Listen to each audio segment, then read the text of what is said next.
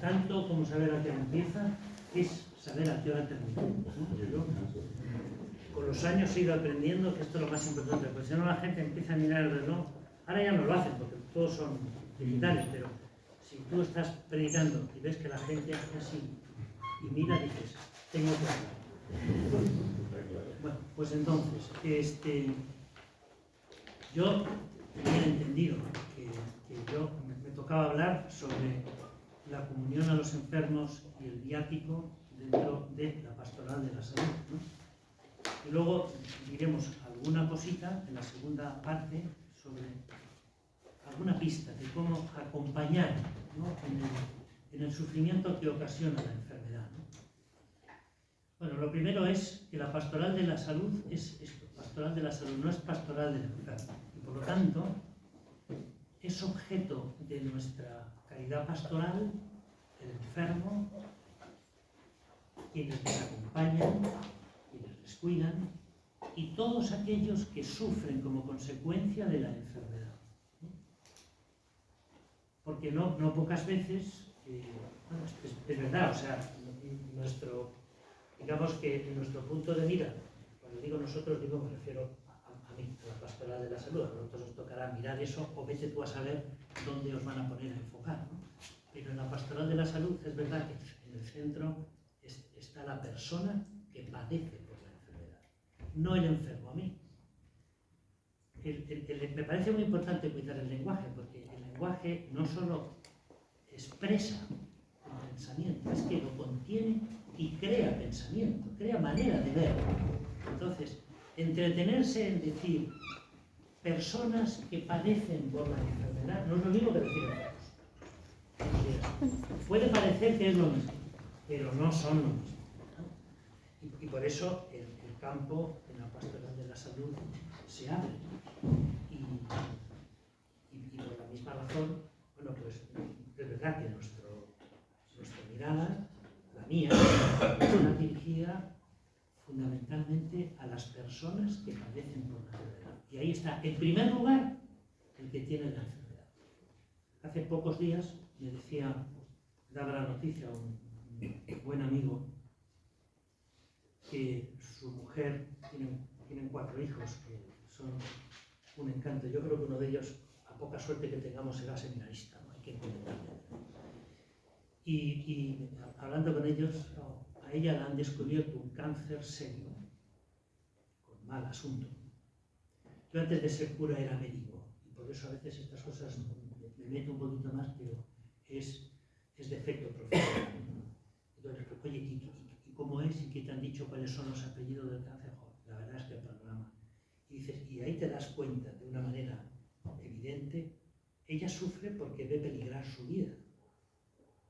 Pero sufre también porque va a dejar a sus hijos solos y a su marido solo.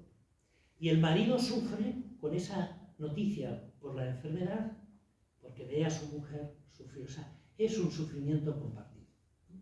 Por eso luego diremos alguna cosa, pero yo voy a intentar dejar espacio para que preguntéis lo que os interesa, porque el riesgo que tenemos los que hablamos, y vosotros el día de mañana vais a hablar sin parar, es que podemos decir cosas que a la gente no le interesan. Y lo que le interesa, de eso no hablamos, ¿no? Entonces yo procuraré ahí dejar como más espacio. Bueno, entonces, esto. Si nuestra preocupación es la persona que sufre como consecuencia de la enfermedad, nosotros tendremos que salir al encuentro de ese sufrimiento. Y tenemos, es verdad, muchos recursos para hacerlo, ¿no?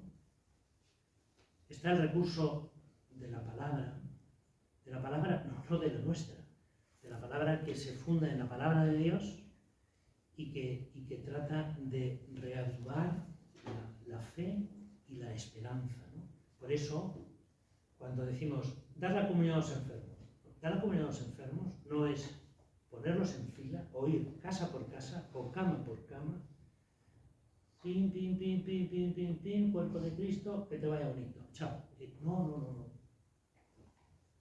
Nuestro Señor Jesucristo no lo haría así. Nuestro Señor Jesucristo, como como a más de uno de los que ha curado, dice, ¿qué quieres que haga por ti?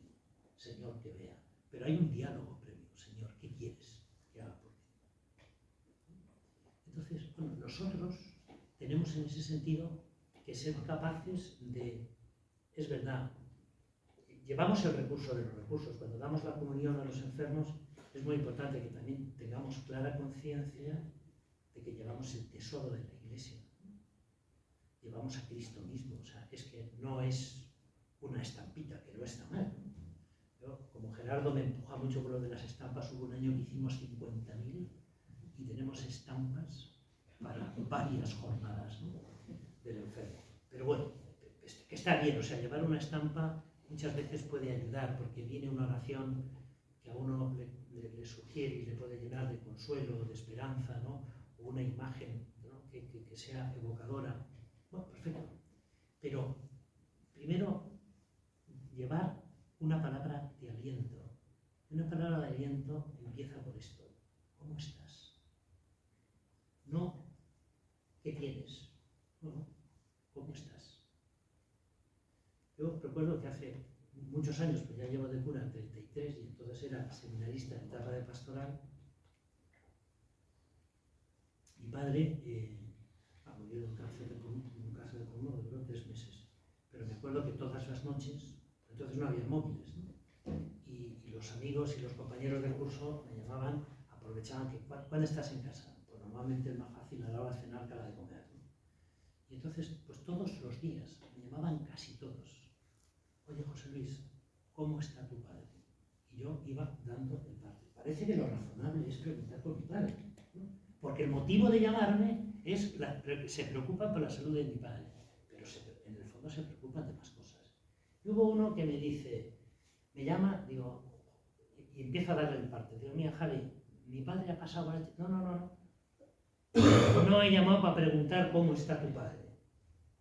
He llamado para preguntar cómo estás tú.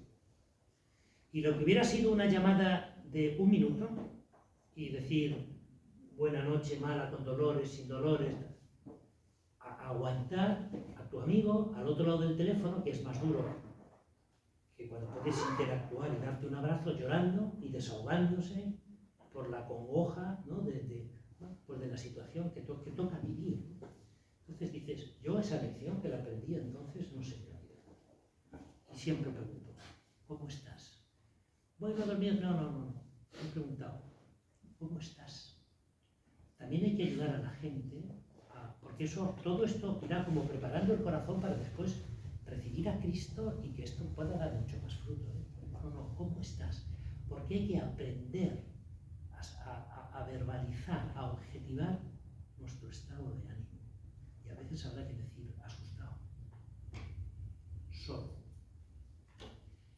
Y eso a nosotros nos ayudará enormemente para poder después dar una palabra con la que el Señor cuenta que nosotros pronunciemos, pero en la dirección adecuada.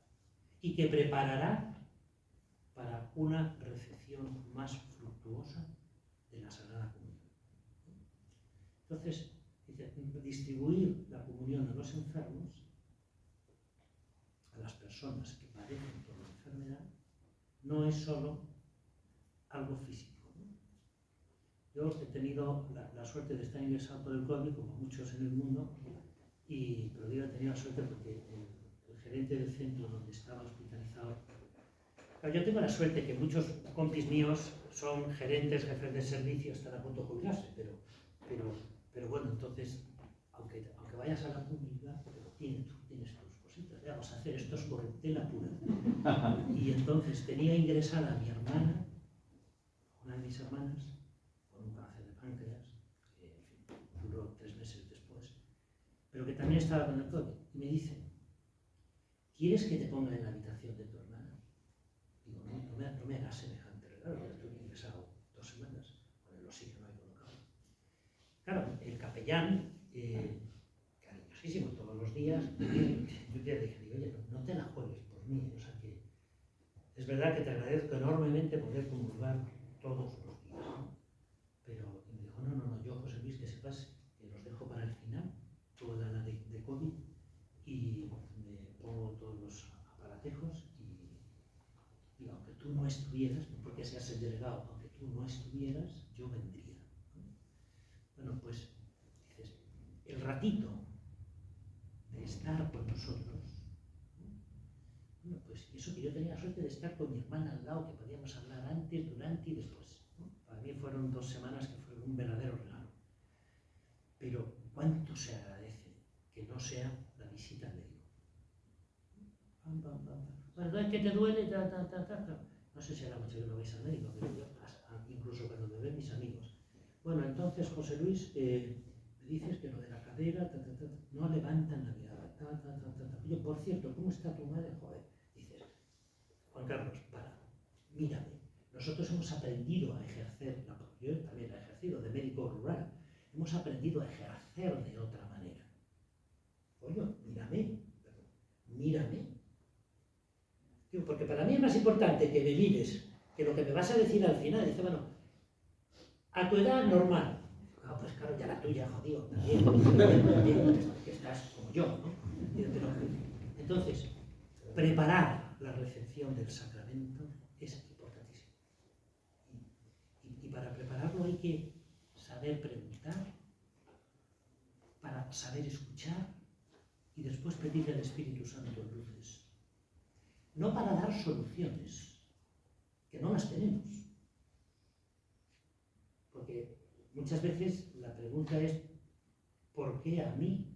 ¿Por qué ahora? ¿Por qué así? Y alguien lo sabe.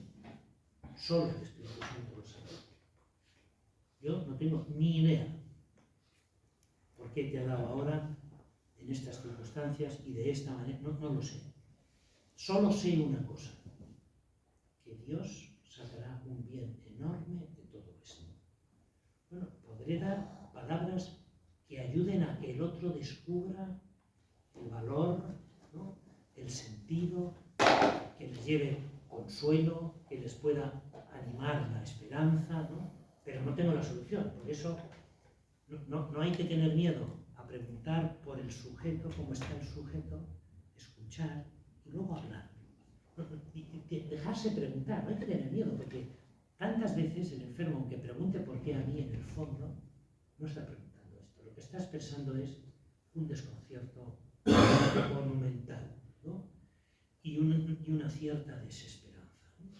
Entonces, bueno, pues saber que esa es la circunstancia, entonces prepararemos mucho mejor al enfermo para la persona enferma, para que pueda recibir con más fruto el pan de vida, ¿no? Y por lo tanto, que el Señor también, el Espíritu Santo obra en nosotros, pero decía San Agustín, no sin nosotros, ¿no? Y por eso disponer mejor. Por esta razón me parece que es muy importante. Yo, un grupo de visitadoras de enfermos en mi parroquia, le digo, no tengáis prisa, el objetivo no es llevar 35 comuniones. No. El objetivo es llevar al Señor y con el Señor el consuelo y la esperanza, ¿no? Y eso requiere tiempo. O sea, cuando uno lo pasa mal, cuando uno tiene algo que le hace sufrir, ¿qué necesitamos? Pues entre otras cosas, de alguna manera compartir nuestro sufrimiento. Pero para eso hace falta además que al otro le interese lo que tengo que decir. Yo, que tengo la suerte de vivir con una madre que tiene 94 años, un puntito de demencia muy interesante, que hace las tardes, no te aburres, porque es una cosa y a continuación la misma. Dice, ¿qué hay en ese cajón? Abres, te sientas, la coges de la mano, crees que puedes leer algo. ¿Qué hay en ese cajón? Pucha madre, pues te levantas o te mira, mamá, porque si le intentas razonar, mami, es la 5ª vez en 5 minutos que hemos abierto el cajón, está perdido, porque es que no se acuerda. Entonces, en ese sentido, el saber ponerse un poco en la situación, en la circunstancia de la persona que vas a ver, pues es fundamental, porque si no, en el fondo, no se sentirá, ¿no? Querida. Y decía esto porque a veces cuando me doy un paseo con mi madre, en las en casa por el pasillo iba mucho con bastón y ayudaba. Pero claro, yo ahora veo a muchas personas mayores que van en sillas o con su andador o con su bastón y alguien que las acompaña. Pero a mí se me parte el corazón cuando veo que la señora va diciendo cosas a la persona mayor. Yo vivo en Cuatro Caminos, un barrio que está, vamos, mi madre con 94 años es del grupo de preadolescentes. Como casi todos se puede. Bueno, hay zonas y zonas. Que yo, que por el tema del azúcar me tengo que dar mis paseos, y me gusta pasear por ahí porque hay zonas donde hay niños. ¡Oh! Una maravilla. En lugar de irse por no sé en el Retiro cómo estará, pero en el parque del canal de Isabel II ahí así. Bueno, pues, pero ver cómo la señora va hablando y la cuidadora así. Con los cascos. Bueno, si se ponen los cascos yo la paro. Porque ya, en fin, lo otro a lo mejor dice, no, estoy haciendo una llamada para la señora, ¿no? Pero dices, en el fondo, a mí eso tiene boca. Que si yo te cuento algo y a ti te importa un carajo lo que te cuento, pues entonces, en el fondo, eso no es consuelo. A mí lo que me consuela es que llores conmigo, que te alegres conmigo. Entonces, bueno, yo comento que no se trata de ir de cama en cama o de casa en casa, pero sí tener esa disposición del corazón de dejar que nos toque, porque si no, estamos perdidos, ¿no? Entonces, bueno, a mí me parece que todo esto forma parte de una preparación que hay que hacer. Por eso, creo que llevar la Sagrada Comunión a los enfermos requiere de una preparación, no solo remota de ir sabiendo estas cosas, sino también inmediata, ¿no? De ponernos, ¿no?, delante del Santísimo. Yo he tenido la suerte de que desde seminarista, no sé si es porque era médico o por qué, pero la providencia ha tenido a bien que los enfermos ocupen un lugar central en mi labor pastoral. En todas las parroquias donde he estado de seminarista, de diácono y de cura, me ha tocado, en el mejor de los sentidos, visitar a los enfermos.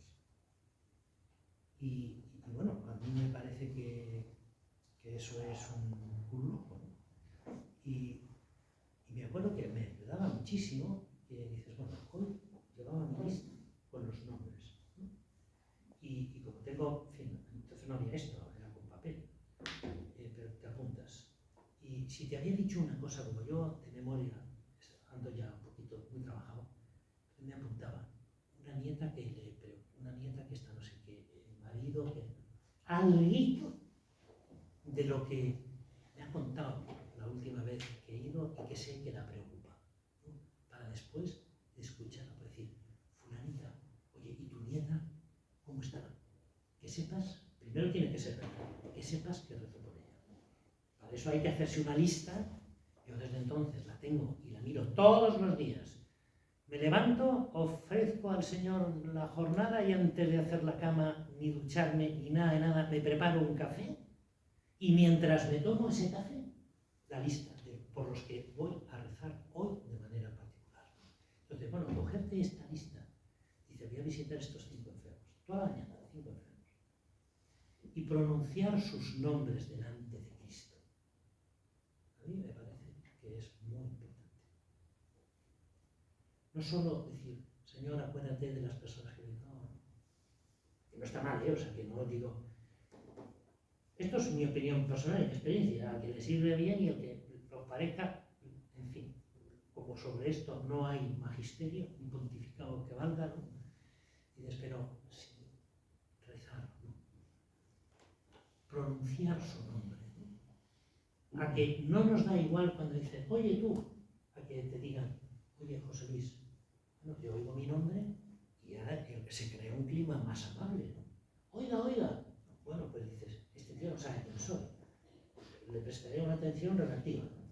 Pero cuando que pronuncie nuestro nombre, pensar, a mí me gusta mucho darle vueltas a esto, ¿no? Porque aquel que conoce las estrellas, como dice el Salmo, y a cada una la llama por su nombre. Pues a nosotros Dios nos llama por nuestro nombre. Y cuando rezo, no, el Señor me hace entender, no. El Señor me ha dicho, José Luis, tal o cual cosa, pero ha pronunciado mi nombre. Entonces, darle alguna vuelta, porque yo creo que esto es muy interesante. Te he llamado por tu nombre, tú eres mío. Esto son palabras de la Escritura. Tengo tu nombre grabado en las manos. Esto, si lo dice Dios, que nos conoce, iba a decir que como si nos hubiera parido, pero más porque nos ha creado. Entonces dices, bueno, preparación inmediata. Esta oración, este rezar delante de Dios para pedir por las personas que vamos a visitar y les vamos a llevar la comunión. Y de paso podremos repasar las dos cositas que hemos puesto para situarnos, ¿no?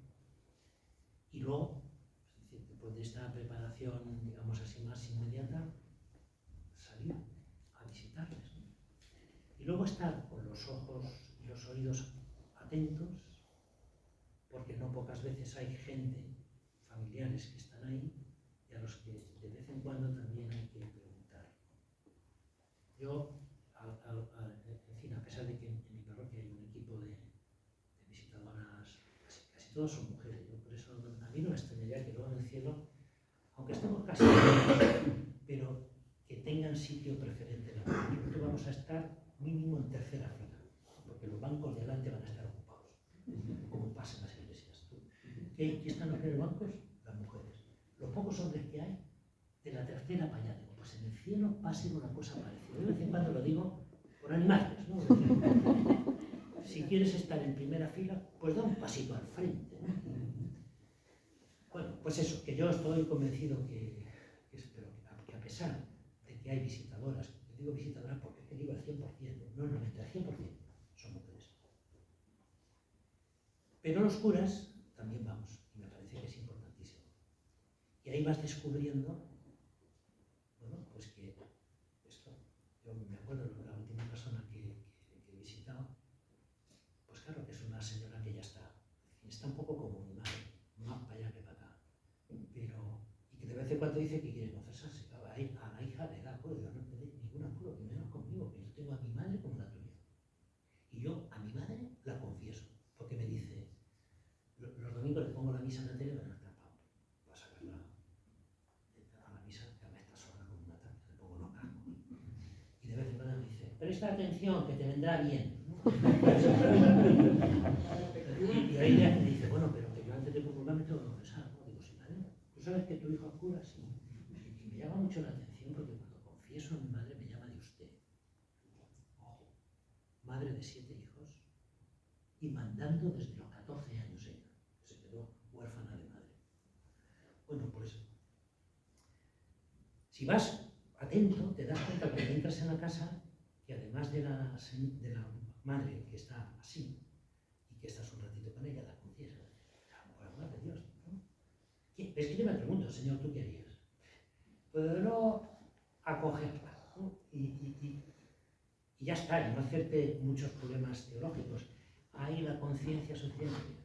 Eso para el Espíritu Santo. O sea, hay cosas que son para nosotros, otras que son para el Espíritu Santo, hay cosas que son para esta vida y otras que son para la eterna. Yo no me pienso subir el Himalaya, me encantaría, pero esto lo dejo para después, para la gloria accidental después de la resurrección de los cuerpos. Y entonces no te agobias cuando dices, ya llegará, subiré a la cumbre del Himalaya. Si el Señor ha comido pescado, resucitado, ha comido pescado con sus apóstoles, como después de la resurrección de los cuerpos, no van a comer pescado y otras cositas, ¿no? Sin que suba el colesterol, ¿no? Pero ¿por qué? Después de la resurrección de los cuerpos es una cosa así simbólica. No, pues perdón, me he ido muy lejos. Pero te das cuenta que esa persona a lo mejor un día está un pelín triste, que fue el caso. Digo, ¿cómo estás? Bueno, es que ni más, no, ¿cómo estás tú? Pues verás, triste, porque yo tengo otras 2 hermanas, pero en fin, que cada día se van echando un poquito poquito más para atrás y la han dejado como cuidadora principal, tomando todas las decisiones. Y dice, bueno, pues ahí tengo otra persona que visitar, no solo a la madre, ¿no? Entonces, es verdad, tiene una cuidadora, a ella la permite ir a trabajar, pero luego las tardes, sino que me preguntan a mí. Yo todos los días, desde las 4 de la tarde hasta las 8 que viene mi hermano, ahí estoy como la Virgen del Perpetuo Socorro. Y no puedo hacer otra cosa. Porque hubo un tiempo en el que me sentaba al lado de mi madre con el ordenador haciendo cosas. Y un día me vuelvo y la veo así, ya perdida. Digo, mami, ¿cómo estás? Aburrida. Digo, joder, dices, es verdad, se ha acabado, nunca más. No he vuelto a abrir el ordenador estando al lado de mi madre. Bueno, esto nos da la cuna a los enfermos, esto es en todo caso para los cuidadores. Pero hacerte cargo de que el cuidador tiene una carga y tiene un sufrimiento como consecuencia de la enfermedad de la persona a la que cuida, porque la quiere, del que también hay que hacerse cargo. Y alguna vez la he dicho, digo, oye, si un fin de semana no puedes, porque tienes que estar con tu madre, me avisas, y lo mismo que le traigo la comunión a tu madre, te la traigo a ti. Punto. Y se ha acabado, ¿no? No hay ningún despropósito, porque si uno físicamente no puedes, porque tienes que cuidar al enfermo y no tienes otra manera de organizarte, no estás obligado a ir a misa el domingo, ¿no? Bueno, pues entonces, todo esto que tiene que ver con la preparación, a mí me parece que es muy importante, ¿no? Porque después ayudará a que la celebración del sacramento, las palabras también adquieran una significación distinta, ¿no? Y el ritual que es cortito, ¿no? Pero que se tarda, en fin, no hay menos, ¿no? Pero que vale la pena hacer ese pequeñito acto de contrición, pero o sea, empezar en el Padre, el Hijo, el Espíritu Santo, ¿no? Para participar dignamente, plenamente de esta celebración. Comencemos por reconocer nuestros pecados y darle un instante, ¿no? Y tú rezar con ella, el concilio, el Señor te da lo que quieras. Y un trocito, bueno, que te vaya bien el responso. y leer, aunque no sea más que del Evangelio que se propone, bueno, pues dices, bueno, pues esta frase. Y a veces no pasa nada, porque tú, conociendo la situación del enfermo, de la persona a la que visitas, dices, pues mira, el otro día leí una expresión, ¿no? O sea, que me pasó, estoy terminando un librito interesantísimo, ¿cómo es? Al final de la vida, cuando la vida avanza, que es para gente mayor. Yo ya tengo 67 años y conviene irse preparando para afrontar, ¿no? la situación. Dice, es que es una gozada, el paso de la vida. El paso de la vida, leyendo un día, es de Francisco Fernández Carvajal. Este padrecito está ya buenísimo, a mí me encanta. Ya el pobrecito está con la cabeza perdida, yo debe estar a punto de encontrarse con Dios. Ha ayudado a tanta gente a rezar, ¿no? Bueno, pues me acuerdo que leyendo un capítulo de estos, decía, recoge una frase que está en el segundo libro de Samuel. El profeta le dice a David, que está terminando sus días, ¿no? Pero a mí me gustó tanto que me lo he apuntado aquí para leerlo todos los días, igual que leo la lista de los a encomendar. Es 2 Samuel 7:9. Yo no había leído nunca la cuenta de esto. Estuve contigo en todas partes por donde anduviste. Bueno, ahora todo esto pueblo en primera persona. He estado contigo en todas partes por donde has andado y por donde andarás. Entonces, pues, como digo, a mí esto me gustó un montón y una persona que iba a visitar, que está pasando un momento en ese sentido de cierto desconcierto, pues en lugar de leer un trocito del Evangelio de San Juan, le leí esto. Y me animé y hice 2 cositas. No hay que echar una homilía de 10 minutos, no, 2 cositas. Dos como estas, o sea, que todo lo que le dije es, mira, esto se lo dice Dios a David y te lo dice hoy a ti. Ponlo en presente. Estoy contigo ahora y he estado contigo en todos tus caminos, en todas las partes por las que has andado. Punto. Amén.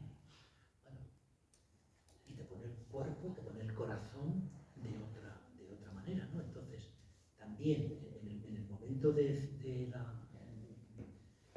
la administración de la Sagrada Comunión, bueno, pues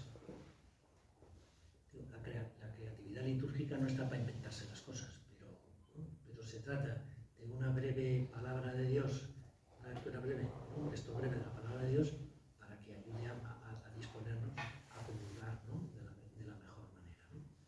Bueno, pues entonces a mí me parece que vale la pena cogerse, cuando lo hagáis, ¿no?, de vez en cuando cogeros el ritual y si vais conociendo a las personas que vais a visitar, además ayuda a evitar la rutina.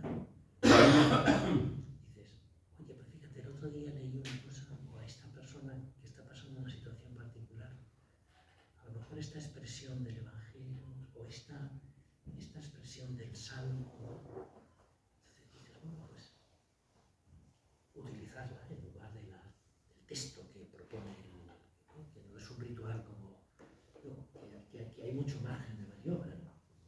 Bueno, pues entonces, de esta manera, pues uno se dispone mejor. Luego, darle la comunión, y yo creo que, pero vamos, que todo esto, si uno se ha preparado personalmente antes, esto lo haces en poco tiempo, o sea, que no hace falta media hora para cada comunión, ¿no? Esto en 5 minutos lo haces. Y además lo haces a un ritmo que a ti también te sobrecoge de alguna manera. O sea que yo, cada vez que doy la comunión a un enfermo, salgo mejor, salgo reconfortado. Y dices, bueno, pero esto si lo hacemos bien, ¿no? Entonces, bueno, pues también después de dar la comunión, pues a lo mejor, si te puedes sentar te sientas y si no de pie, pero dar unos instantes, ¿no?, para poder dar gracias, ¿no?, para poder pedirle al Señor, ¿no? Es como el mejor momento privilegiado para que le puedan pedir al Señor lo que quieran, consuelo, lo que sea, y no tener miedo a lo que pidan. Si el Señor aguantó a Marta, ¿no?, el empellón de si hubieras estado aquí, mi hermano no hubiera muerto, ¿no? Hay que amar mucho para tener el cuajo de decirle a Cristo, sí, tú, la resurrección es interesantísimo, pero si hubieras venido cuando te llamé, mi hermano no habría muerto. Pues si Marta le hace eso y el Señor la mira con una ternura, una misericordia eterna, como dice el Salmo, ¿no?, y con una paciencia también eterna, verás que a nosotros nos mira, que nos hace falta, que nos mire todavía mejor, pues nos miran así. Entonces, pararse un momento para poder ayudar a dar gracias o a pedir, y a veces sugerir, porque no pocas veces las personas a las que les llevamos la comunión son personas ya mayores que el paso de los años les hace difícil acudir a la iglesia, ¿no?, y poder participar de la misa, ¿no?, y no están para grandes rezos, ¿no?, pero pueden agradecer, ¿no? Por ejemplo, esto me acuerdo de mi hermano, pues nosotros somos 7, y mi hermano, bueno, yo procuro aterrizar a esto. Antes me daba un cierto reparo, ya desde hace años no tengo ninguna vergüenza a hablar de mi madre. Yo se lo digo, cuando voy a la tele, algunas veces me ha visto y dice, hijo, pero ¿cómo te atreves? Claro, yo donde voy hablo de mi madre, como cada uno de su libro. Y entre otras cosas, porque a mí hay una expresión, no sé si habéis conocido alguno, Pablo Domínguez, ¿habéis oído hablar de él? Pablo Domínguez. Pablo Domínguez muy es joven, 42 años. Sí, bueno, yo le he conocido, hemos sido compañeros en esta casa y muy amigos, ¿no? He tenido un gran cariño. A mí me ayudó muchísimo porque él tenía una cabeza privilegiada. Y hizo al mismo tiempo teología y filosofía en la Complutense. Y a mí esto de la filosofía me parecía que era hablar de lo inexistente, ¿no? Yo me decía, joder, Pablo, es que esto que nos han contado en antropología, porque la facultad volitiva, porque dices, ¿en qué parte del cerebro está esto? Claro, yo, de efecto profesional, muchas veces yo le decía, mira, José Luis, la filosofía no es que haya que buscar un sitio donde esté, pero la filosofía lo que se pregunta es, ¿tú descubres que haces actos de querer? Luego debe de haber algo en ti que permite ese querer.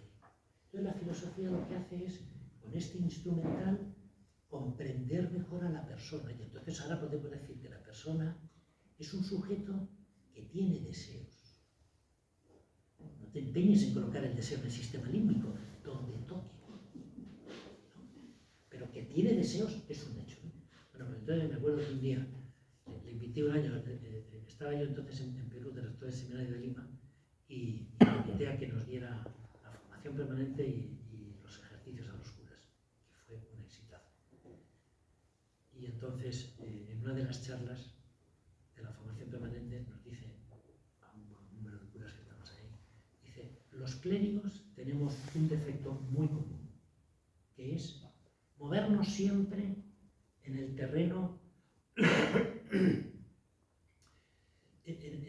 de la teoría, ¿no? Es decir, de la descripción, y hay que pasar de ese terreno al terreno de los hechos, ¿no? Es decir, es que no me viene ahora la expresión que utilizaba él, pero seguro que cuando me aparezca, entonces él decía, hay que pasar del tema al problema. Dice, nosotros estamos acostumbrados a movernos en el plano del problema. En el terreno del tema. Un tema. Pablo, ¿esto qué quiere decir? Por ejemplo, un tema. ¿Cómo arde un edificio? Pues es muy interesante saber que dependiendo de los materiales, de las corrientes de aire que se pueden establecer, puede incluso parecer apasionante el tema. Pasamos del tema al problema. Tu casa está ardiendo. Ha cambiado radicalmente la situación. Bueno, pues es verdad. Yo, para yo moverme en el plano del tema, hablo de un alma, porque el problema es ese. Entonces hay que aterrizar y hablar de lo que hay. Bueno, pues eso, que entonces mi hermano el mayor, que es mentira, muy buena gente, pero que va y me dice, es que ahora ya no se puede hacer porque ya está bastante. Me dice, es que tu hermano el mayor me deja agotada, porque empieza a leerme cosas. Luego me hace rezar rosario con él. Luego, ya le dije a mi hermano, ya digo, salud por el amor de Dios. No, pero mamá siempre ha sido muy piadosa, sí, joder, pero tiene 90 años. Claro. Entonces, a veces que hay que hacer una cosa breve. Yo, no pocas veces, cuando a lo mejor estoy leyendo, rezando la hora intermedia, nona, o estoy rezando vísperas, y una expresión de un salmo, digo, mira mamá, qué cosa más bonita dice la Sagrada Escritura. Y se lo leo. Y dice, es verdad, hijo, qué bonito es. Y si tiene ganas de conversación, que me lo cuente. Y si no, hacemos un segundito, ya está, ya rezado. Por amor de Dios, para salud, no le pongas el rosario y le leas las encíclicas de Papa Francisco. Es una barbaridad. Entonces, en esa acción de gracias, que podemos ayudar a veces, eso cada uno lo veremos, ¿no? El Espíritu Santo nos dará luces, porque unas veces habrá que guardar silencio, otras veces guardar silencio y estar. ¿No? A mí esto de estar me lo enseñó mi madre. Yo le llevo a la comunión los domingos, ponemos la misa en la tele, le coloco los cascos para que oiga, y sobre todo porque al escuchar la tele, pues ha escuchado la palabra de Dios, la predicación, reza un poquito con la gente, ¿no? Y le ayuda a prepararse mejor.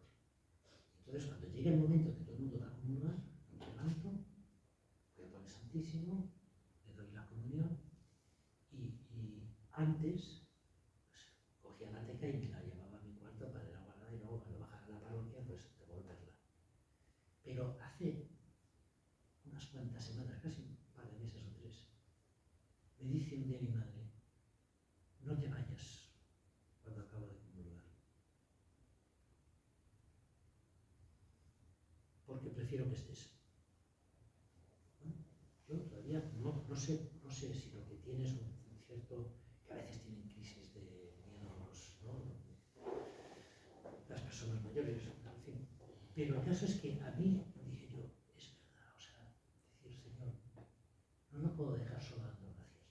Mi madre a lo mejor no lo razona así, pero a mí me ha ayudado a descubrir persona dando gracias. Entonces, das la comunión al enfermo y te esperas. No le das la comunión. Oremos. Y la bendición de Dios Todopoderoso, como, bueno, fulanita, que hasta la semana que viene, si su ángel de la guarda presencia eso, prepárate porque te va a decir 4 cosas. Su ángel de la guarda a la salida. Dices, bueno, pues cuidar. O sea, todo a mí me parece que todo lo previo, lo posterior, y mientras se administra la Sagrada Comunión, yo creo que ayuda enormemente a que, bueno, sea una cosa más fructífera para ellos y para nosotros. Yo me acuerdo que un día mi madre me decía, cuando estaba mejor de la cabeza, hijo, no sé qué pinto ya aquí. Pero claro, ya se ve con muchas limitaciones, los hijos a todos, pero su hijo, el cura, y el que está soltero, que es un santo varón, pues tienen sus vidas, van bien y tal. Y digo, yo creo que me inspiró el Espíritu Santo, porque a mí no se me hubiera ocurrido semejante cosa, porque soy más bien bruto. Y digo, pues mira, mamá, te diré una cosa. Pintas mucho, porque estás haciendo lo que has hecho siempre, cuidarnos. Digo, pero ¿cómo dices? Digo, sí. Porque estar contigo, mamá, a nosotros nos hace mejores. Y por eso nos cuidas. Vale. Yo, según lo dije, luego pensé lo que había dicho yo. Digo, esto en realidad ha sido el Espíritu Santo que lo ha puesto en mi boca para que yo me lo apunte.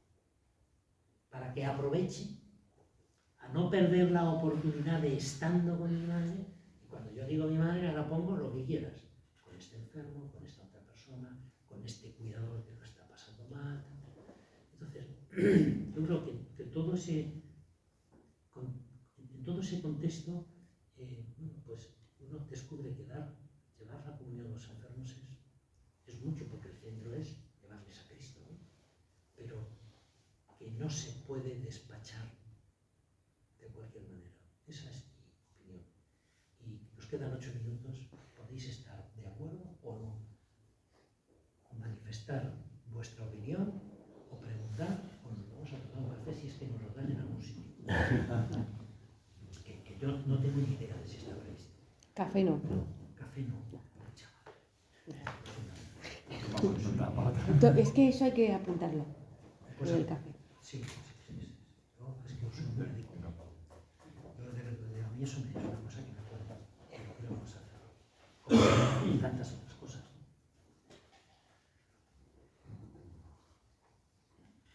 Bueno, ¿estáis de acuerdo? Sí. Soy buena gente. Bueno, estamos de acuerdo, pero no se hace en un porcentaje. No, claro, bueno, no, si yo he aprovechado donde vengo, porque aquí algunos lo vais a hacer, y digo que lo oigan, y si no lo hacéis, que os vaya bonito. Prepararos. Es que no, en nuestra época, que es todo para ayer y todo para antes de ayer, pues es como resulta. Y estas personas, mi madre también acaba de cumplir 90 años, está muy bien, gracias a Dios, pero sí que se va notando y necesitan mucha calma. Y ha sido una mujer siempre también, madre de 7 hijos, siempre se adelantaba todo, y ahora pues no estás acostumbrado a que no se adelante, y eso cuesta. Y a mí me viene muy bien esta charla, muy bien. Fíjate, a mí esto me lo han enseñado todos los enfermos. Yo he de reconocer que a mí no me ha apasionado este mundo de la pastoral de la salud. A mí no me apasiona. A mí no. Yo cuando termino el seminario, y eso sí, lo de a visitar a los enfermos en la parroquia, que me ha tocado siempre, lo he agradecido profundamente.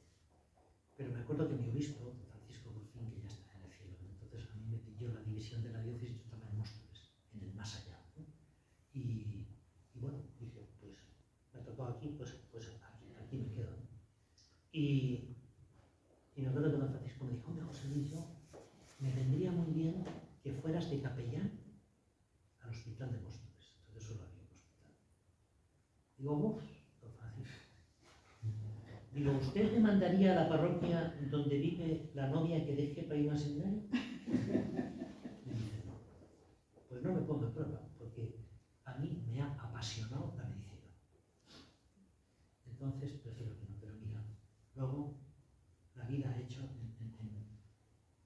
bueno, es verdad que era otra cosa, pero en misiones donde he estado, estuve primero en los Andes peruanos. Bueno, pero ya cuando esté, a mí me interesa escucharlo, ¿no? Más cosas. ¿Cómo se diferencia la pastoral de la salud cuando la persona no es creyente, pero su familia pide que se le asista? Pues mira, muy interesante, porque las necesidades espirituales las tenemos todos, ¿no?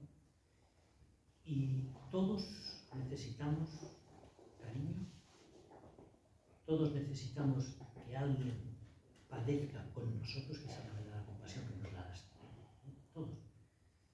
Todos tenemos necesidad de descubrir un cierto sentido. Pero yo me acuerdo, para pasar del tema al problema, estaba yo en Perú, y un gran amigo mío,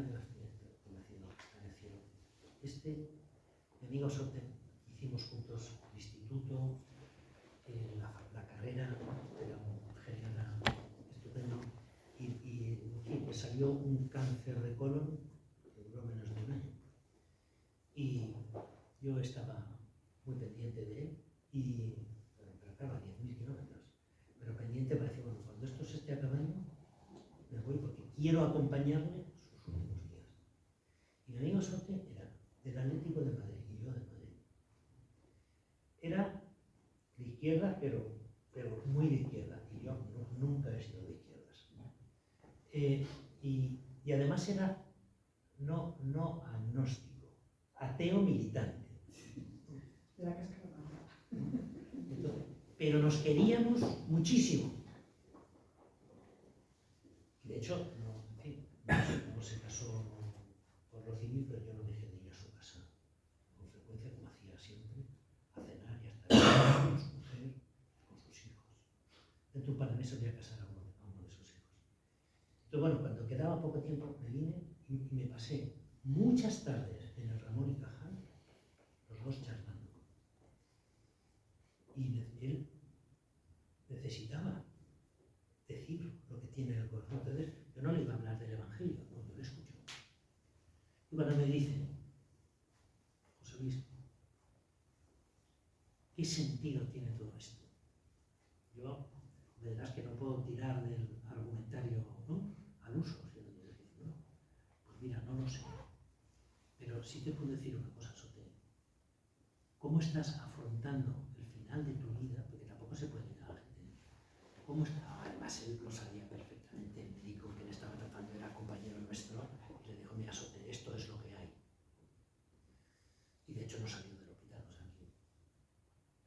Digo, no lo sé. Pero ¿cómo lo estás afrontando? Ayuda. A mí me ayuda. Y a tus hijos les ayuda ahora y después. Por años aprenderán una lección de fortaleza, de serenidad ante la adversidad. A mí personalmente ese sentido se me queda corto, ¿sí? Pero no le puedo dar otro.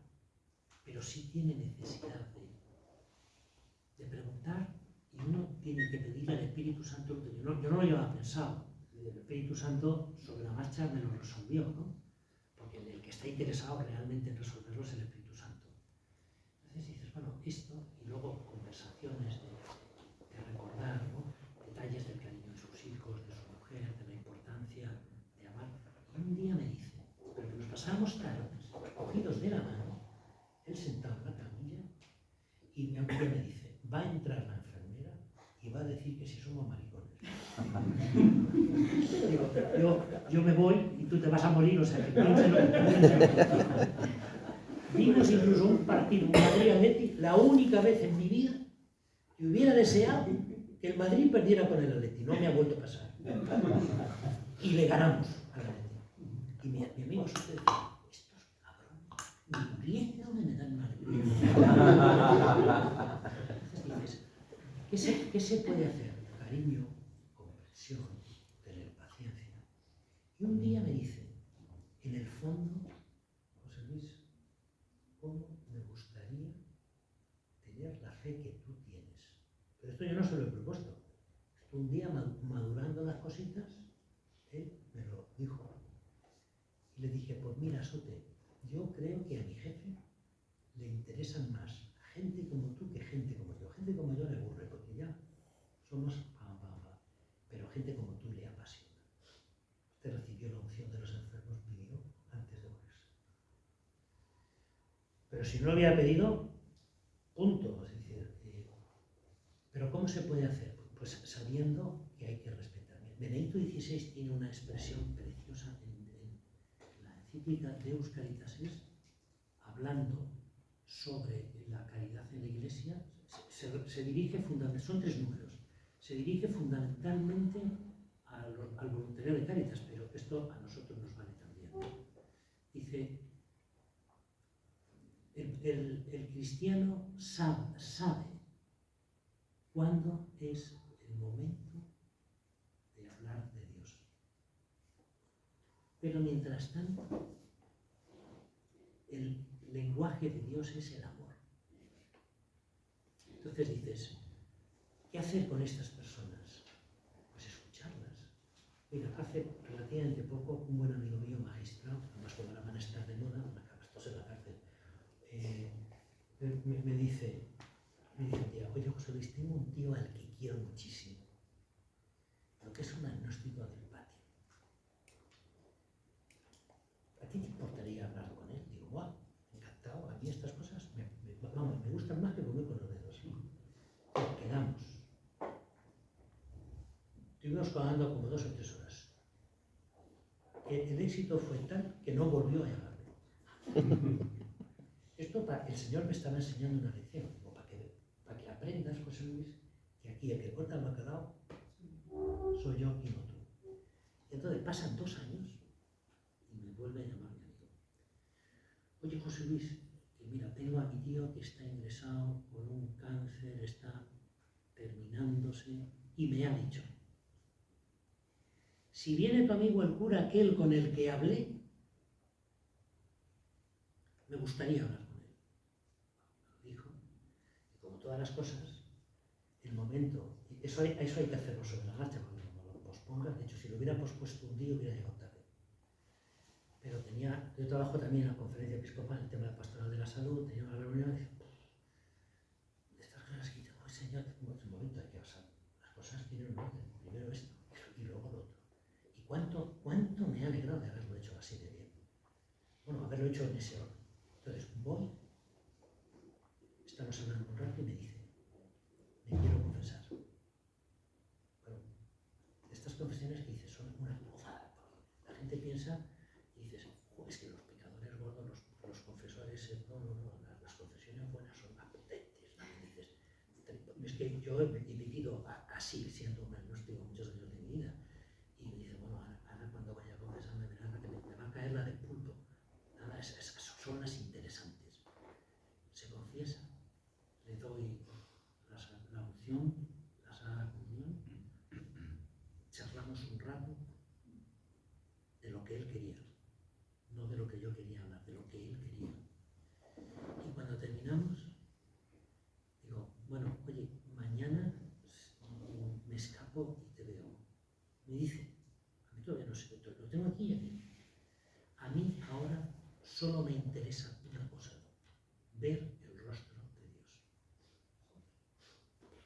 Yo me fui a la conferencia, que estaba preocupado porque llegaba tarde a una reunión y me preguntaba, José Luis, ¿a ti ahora qué te interesa? ¿Qué es lo que más te interesa? ¿Llegar a la reunión o ver el rostro de Dios? Al día siguiente falleció. He hecho un funeral, no lo he hecho con más gozo de mi vida. ¿Y qué lección me dejó? Y este tipo era un agnóstico. Dios tiene sus tiempos. No se puede juzgar. No sabes. Entonces, como no no sabemos lo que le toca hacer al Espíritu Santo, que lo haga Él. Que lo haga, no, dice un amigo mío, que rara vez se equivoca. ¿Cómo que rara vez? Bueno, para darle un margen, ¿no? Pero dices, es verdad, pero hay que saber escuchar, saber respetar el lenguaje. Esto que decía Benito XVI, el lenguaje de Dios es el amor. Por ahí el Evangelio nos dice que cuando Cristo, o sea, mejor dicho, que Jesús dice, vengan benditos de mi Padre porque estuve enfermo y me visitaste. Entonces me llama poderosamente la atención sus palabras para ver qué interpretación le podemos dar a un Cristo visitando a Cristo, porque estamos llevando a Cristo y el enfermo es un Cristo viviente. Entonces, ¿qué lectura o qué interpretación se le puede dar a esa parte del Evangelio? O sea, que llevas a Cristo, dices que esto es lo que quieres decir, ¿no? El enfermo es Cristo sufriente. Exacto. Y le llevas a Sí, porque Cristo. él dice, vengan benditos de mi Padre porque estuve enfermo Bueno, y me visitaste. Cristo muerto y resucitado, que vive para siempre, que está a la diestra de Dios Padre, solo hay uno. Exacto. Cristo se identifica con el que sufre de tal manera que, sin ser el mismo Cristo, porque es Cristo solo hay uno, muerto y resucitado, dice San Pablo, vive para siempre. Pero sin embargo, es verdad que Él, Cristo, quiere que yo mire a ese enfermo y le vea a Él. Y amando a este enfermo, le ame a Él, porque no tengo manera de amarle a Él y no amar a este enfermo. Esa es la clave. ¿No? Entonces no es que haya incompatibilidad de Cristo. No. Yo no confundo el Cristo que está en el sagrario con el Cristo que está en los enfermos. Pero no puedo adorar al Cristo del sagrario si no reconozco al Cristo. No sé si con eso recuerdo. Y que nos den un café cuanto antes. Vamos al café y la pregunto luego. Bueno, no, dispara. Sí, es muy breve. Perdone por mi ignorancia, pero nunca he sabido cuáles los requisitos y la formación para ser el ministro de la comunidad. Ah, qué interesante. Pues eso habría que preguntarlo a quien sepa. O sea, yo sé que la Escuela de Evangelizadores, por ejemplo, tiene un curso, O sea, me consta, o sea, que hay arciprestazgos que lo tienen, otras veces son de parroquias, pero que no hay un plan estructurado de estudios, de formación, y debería darlo. Yo, cuando con el director, que es un tío majísimo de liturgia, Ramón, este es un murciano, le digo, oye, esto, dice, bueno, pues es verdad, pero digo, bueno, pues es que habría que pensar, ¿no? un temario, ¿no? Pero está por hacer, o sea, que se hacen cosas, se hacen, ¿eh? O sea, que en la escuela de teología hay, ¿no? Hay delegaciones, me consta, esto lo sé por la conferencia, hay delegaciones en otras diócesis que han hecho un pequeñito plan, ¿no? De formación, y sobre todo de formación continuada. A mí eso sí que me parece que hace más falta, ¿no? Es decir, que periódicamente puedas tener un retirito, una charlita, ¿para qué? Para actualizar las cosas fundamentales, ¿no? Porque si no, a todos nos pasa, ¿eh? O sea, que se nos acaban olvidando. Entonces, actualizarlas, viene, pero que yo sepa, no hay definido un programa determinado, diciendo que esto es lo que hay que enseñar. Así como si está arreglada la enseñanza de la teología, las asignaturas, en esto yo, hasta donde yo sé, no está arreglado. ¿Tu propio párroco te puede...?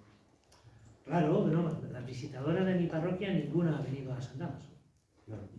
Ahora, claro, estoy yo, está el párroco, es decir, bueno, y Gerardo Dueñas, el subdelegado, que estamos los dos trabajando en la misma parroquia. Bueno, pues aprovechar para tener momentos de encuentro, de recordar cosas, escucharles, ¿no? Porque a veces también, digo, esta es otra cosa que hay que hacer, ¿no? Y que a lo mejor os toca un día a vosotros, porque vais a coordinar un grupo de personas que van a visitar, es decir, a ellos también, los que van a visitar a estas personas, a los enfermos, hay que escucharles. Entre ellos se tienen que escuchar y a ellos hay que escucharles. Esto es muy importante. ¿Por qué? Pues porque patio para poder ayudar. Y porque a esas personas hay que ayudarlas a que hagan mejor esa misión, que es un encargo de la Iglesia. A mí esto me parece que es muy importante. O sea, no es que yo voy, no, es que la Iglesia me ha enviado. Vivir con la conciencia del envío a mí me da mucha paz, como para todas las cosas. Porque a mí cuando me colocan todo esto, yo vengo de América y vine porque mi madre había dado ya 2 o 3 años y dije, bueno, se acabó, ya me tengo que volver porque yo quiero los últimos años, mi madre merece que yo esté con ella y además que a mí me apetece estar. Entonces don Antonio María Ronco Varela me dice, mira José Luis, he pensado que como se jubila el delegado de Pastoral de la Salud, vaya, yo de la Pastoral de la Salud no sabía ni el enunciado. Entonces todo lo que he aprendido lo he aprendido de los capellanes, de los enfermos y de los cuidadores.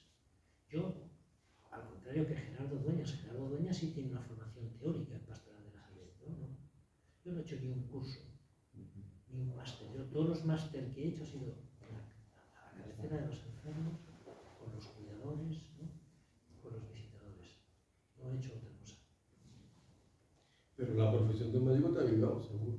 Bueno, es verdad que eso te da una perspectiva, porque no cuántas veces, y además de médico rural, o sea, cuando uno mira su historia con perspectiva, o sea, desde aquí mirar para atrás, porque de aquí mirar para adelante es complicado, y al presente también, porque a veces nos pasa como con el Evangelio esta mañana. Cuando yo esta mañana les decía, si habéis ido a misa, no habéis ido todavía a misa, cuando vayáis, acordaros de lo que os voy a decir. En el Evangelio que vais a escuchar, dice, los apóstoles cogen la barca al anochecer y se van. Y claro, viene la tormenta y los nervios. ¿Qué ha pasado? Se han dejado a Cristo detrás. Bueno, pues es verdad que esto nos puede pasar a todos, ¿no? Pero dices, el hecho de ejercer la carrera, y más en el ámbito rural, a mí me ha enseñado lo importante que es escuchar. Porque cuántas veces a un enfermo tú le escuchas, le explicas hasta donde pueda entender, no como te explica un técnico, ¿verdad? Uno te dice, sí, mire, le vamos a hacer una intervención, la vía de abordaje va a ser la subcarótida y vamos a... Por amor de Dios, no me cuente esto, que no sé de qué diablos está hablando. Mira, es una cosa que tiene debajo de una arteria y un ganglio, pero, en fin, se puede hacer, no es especialmente complicado, tiene que entrar, y tú te estés entreteniendo en decirle esto. Pues a grada, no te doy verdad. Yo, viendo las cosas con esa perspectiva, bueno, Dios ya me iba preparando para lo que me iba a colocar. Por eso, lo que decía antes de Samuel, ¿no? Dios ha estado contigo en todos tus caminos. Hace 40 años también estaba. Y lo que es más interesante, en los próximos, los que sean, no vamos a poner límites al campo, ¿no? También estará. Esto es fundamental, si no, uno se mete en su cuarto a llorar y no sale. Vamos a que nos den café, o por lo menos a hacer una manifestación.